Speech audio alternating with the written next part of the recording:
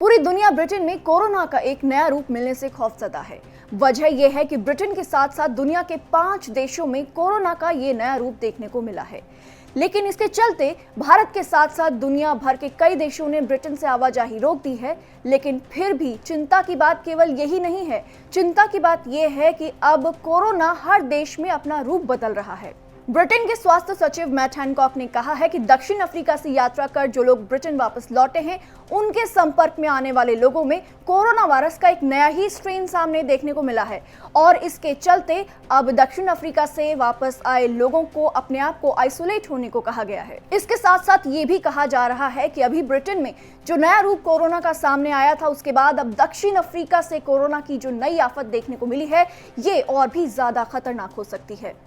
यानी कि ब्रिटेन में कोरोना के बेहद तेजी से फैलने वाले नए स्ट्रेन के बाद अब वहां वायरस का एक और नया स्ट्रेन सामने आया है जो कि बहुत ज्यादा संक्रामक है।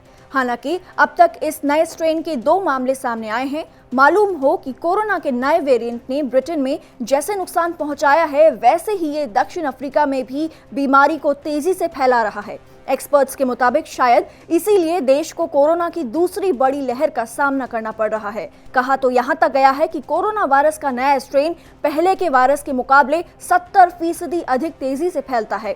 वहीं दक्षिण अफ्रीका के स्वास्थ्य विभाग ने पिछले हफ्ते कहा था कि वायरस का एक नया जेनेटिक म्यूटेशन पाया गया है और हो सकता है कि हाल ही में संक्रमण में बढ़ोतरी के लिए यही जिम्मेदार हो।